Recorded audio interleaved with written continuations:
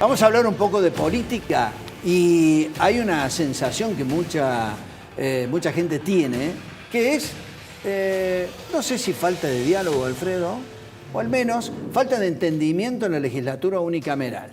En algún momento cuando ganó Martín Yarlora y se sabía que no tenía una mayoría exclusiva, se hablaba de una gestión especial de quien iba a estar al frente de la legislatura para tratar de trazar algún tipo de acuerdo, entendimientos, tratar de mejorar un poco esa falta de mayoría. Sí, una saludable, yo diría, expectativa de que iba a haber construcción de mucho consenso, habida cuenta de que en el Parlamento provincial no tenía una mayoría el gobierno. Bueno, y pareciera como que lo que hoy realmente falta es consenso. Sí, pareciera que lo logró y a veces uno dice, ¿pero hay oposición realmente en la legislatura? Bueno, esa es la pregunta con la que hemos convocado a la legisladora Brenda Austin para que, como líder de uno de los frentes políticos más importantes dentro de la legislatura, como oposición, nos responda a esto. ¿Hay oposición o no? Brenda, bienvenida. Buenas noches. ¿Cómo estás? ¿Cómo les va? Buenas noches. ¿Cómo estás, Brenda? Gracias por la invitación. La verdad que es una pregunta provocadora. Yo cuando se produjo la elección y vimos esa legislatura en paridad, por primera vez en la historia de la legislatura unicameral, una legislatura diseñada para ganar y quedarse con todo, ¿no? Por primera vez se produce un resultado como este.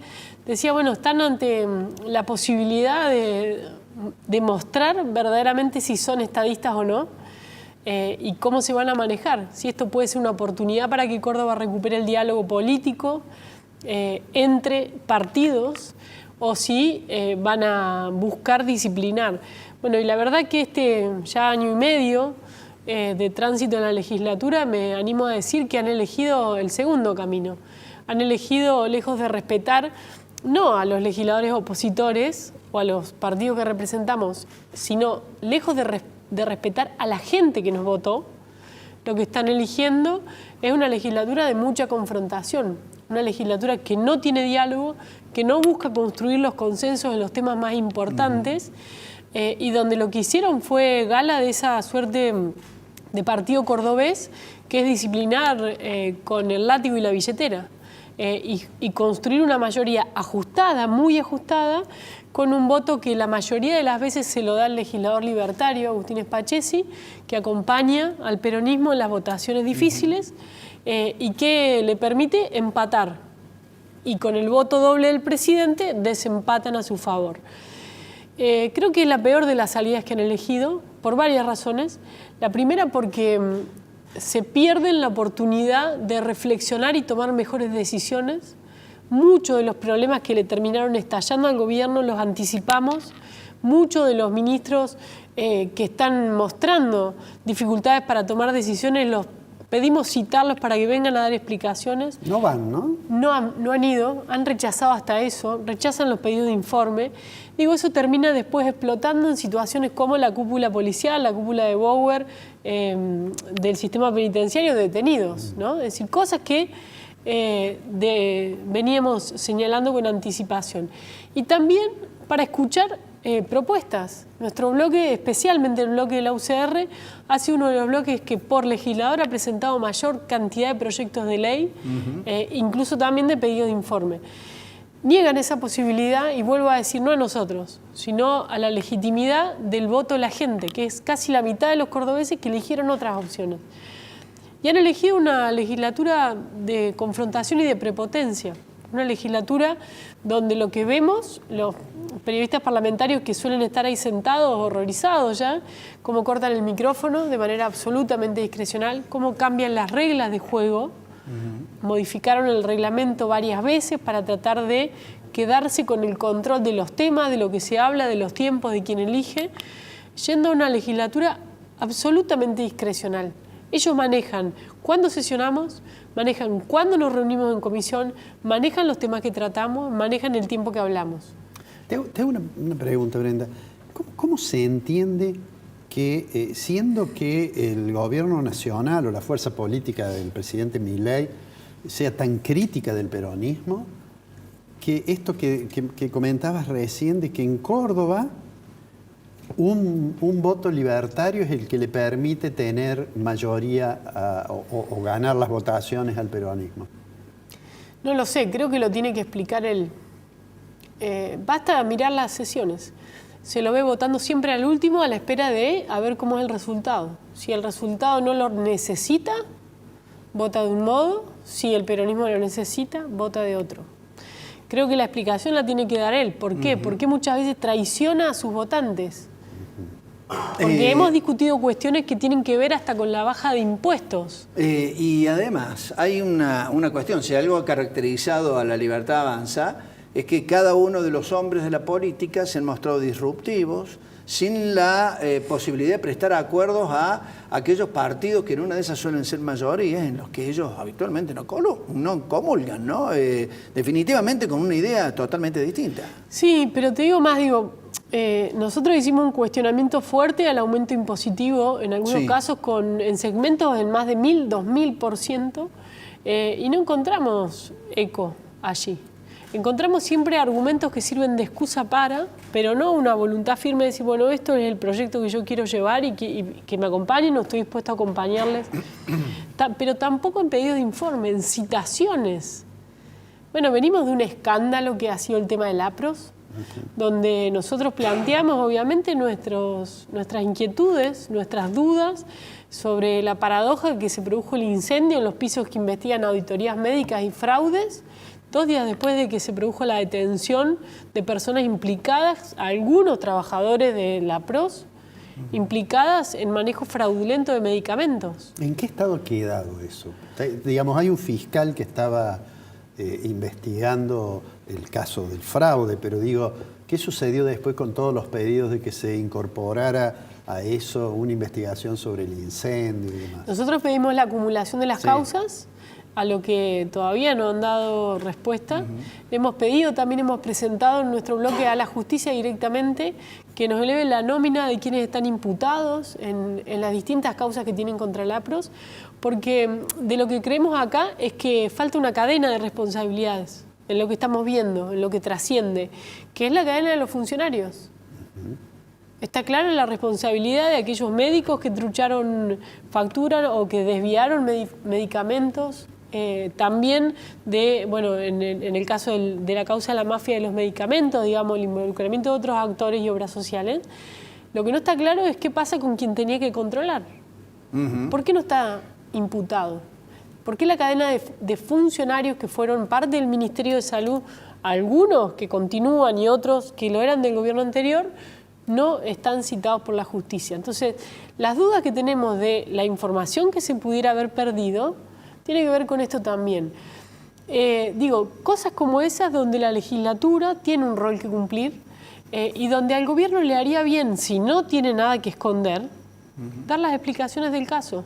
Bien. Pero lejos de eso, fíjate que fue escandalosa. Esa sesión fue la última en donde la oposición en pleno nos terminamos levantando el recinto porque se había acordado, hay una reunión previa al inicio de la sesión que es labor parlamentaria, donde van los presidentes de todos los bloques, donde se acuerda quiénes van a hablar, en qué orden, cuántos oradores va a pasar cada bloque y los tiempos. Habían jurado que iban a permitir que el tema de la PROS se discuta. Tanto Miguel Siciliano como Facundo Torres dijeron, este tema no vamos a pedir el cierre de los oradores. Se levantó Facundo Torres, se fue al baño, un legislador, el segundo, hablé yo, le tocaba a uno del peronismo, levantó la mano, pidió el cierre del debate y todos los legisladores peronistas levantaron la mano e impidieron que se debatiera. ¿Esta situación ha sido desde el comienzo así o ha existido un quiebre después del escándalo que apuntó contra una legisladora del oficialismo por aquella cuestión de una contratada, la situación totalmente desdibujada de quiénes son los contratados, qué tipo de servicios prestan, por qué hay tantos familiares de algunos legisladores y qué tipo de servicios o funciones cumplen dentro de la legislatura? Se ha agravado mucho más esta situación donde ¿no hay posibilidad de que la oposición pueda meter siquiera un bocadillo? Mira, te quiero diferenciar los dos temas, Sí. si me permitís el tiempo. Respecto a lo primero, te diría que ha sido así desde el comienzo. Ajá. Y yo creo que hay un responsable de esto, que es el presidente del bloque oficialista, que es Miguel Siciliano, que tiene un modo que yo creo que le va a hacer mucho daño al peronismo de Córdoba, porque ellos se han jactado históricamente de ser esta suerte de peronismo republicano, ¿no? Schiaretti de alguna manera reunía esos atributos. Y él se comporta de un modo muy, muy lejano a eso, de una manera muy abusiva en el diálogo con los otros bloques y en el respeto que le tiene que tener al rol de estos legisladores votados por la gente. La primera sesión que nosotros tuvimos, o la segunda, también fue un escándalo. En vez de sentarse a dialogar con la oposición, era donde se discutían dos temas, uno que tenía que ver con seguridad, que nosotros estábamos dispuestos a discutir ideas, y otro que tenía que ver con meterle la mano al bolsillo de los trabajadores con el aumento de los aportes para financiar el APROS y financiar la caja, que lo quisieron hacer a espalda de los gremios, de los trabajadores y obviamente a espalda de los legisladores también. Así arrancamos, en una sesión donde hicieron sentar a ministros que eran legisladores, que habían asumido, que habían renunciado, se sentaban, daban quórum, completamente irregular. Ahora, ¿qué tiene que ver eso con el caso que vos mencionás? Bastante. Porque el modo en que se construyen voluntades, vos tenés dos caminos, o es el diálogo político o es el látigo y la billetera. Sí. ¿La billetera de quién es? ¿Es de la gente? ¿Es de los funcionarios? ¿Es de los fondos que recaudan con los impuestos de los cordobeses? Cuando nosotros dijimos, queremos una nueva ley de acceso a la información pública porque queremos que todos los contratos estén sobre la mesa, que se prenda un reflector y que podamos ver quién tiene contratos, qué categorías, cuánto le pagan, es porque también suponemos que ese manejo discrecional beneficia y castiga en función de cómo se producen las votaciones dentro del recinto.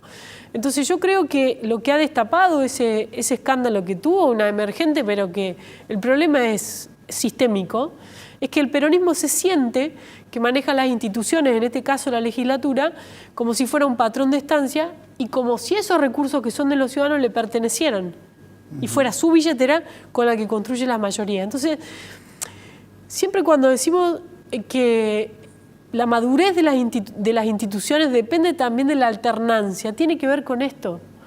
Hace a la salud de la democracia que se oxigene, porque si no, quien está ahí durante más de un cuarto de siglo en el poder se siente impune y se siente que ni la justicia lo investiga, se siente que nadie lo puede controlar y que toma decisiones sobre recursos públicos como si fueran recursos propios.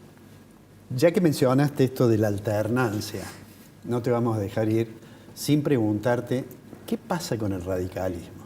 Por no hablar de lo que ocurrió el domingo en la ciudad de Buenos Aires, donde alguien dice que se presentó el radicalismo, pero sí, después no se vio en ningún lado. ¿Qué es lo que pasa con el radicalismo, Brenda? Mira, me permito diferenciar las situaciones. Creo que en Córdoba el radicalismo tiene una fortaleza. El resultado en las últimas elecciones provinciales nos permitió crecer muchísimo en la cantidad de municipios y comunas que gobierna el radicalismo, en la cantidad de legisladores, por primera vez en muchos años en ganar legisladores departamentales de todo el este y el sur productivo de Córdoba sobre todo. Es decir, ha habido un crecimiento muy significativo. Venimos de las elecciones universitarias, Kiko, no puedo no decirlo, con un enorme triunfo del espacio que representa Franja Morada en la gran mayoría de las facultades.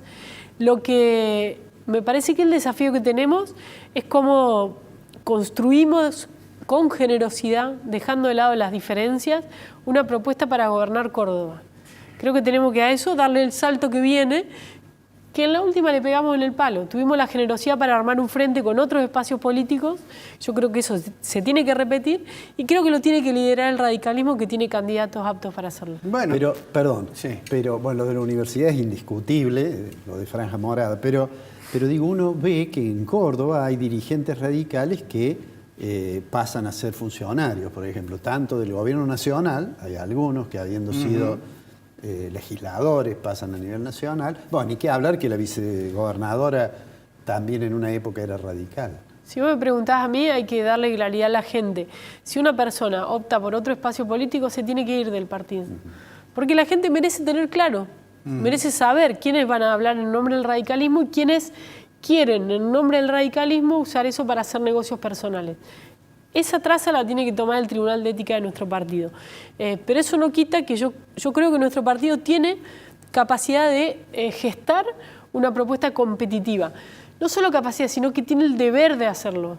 Porque para que hayamos llegado a donde estamos, con más de un cuarto de siglo de los mismos en el poder, es porque también hemos cometido errores. Hay que aprender de esos errores y hay que poner por delante el bien común. Córdoba necesita alternancia y tenemos que trabajar para eso.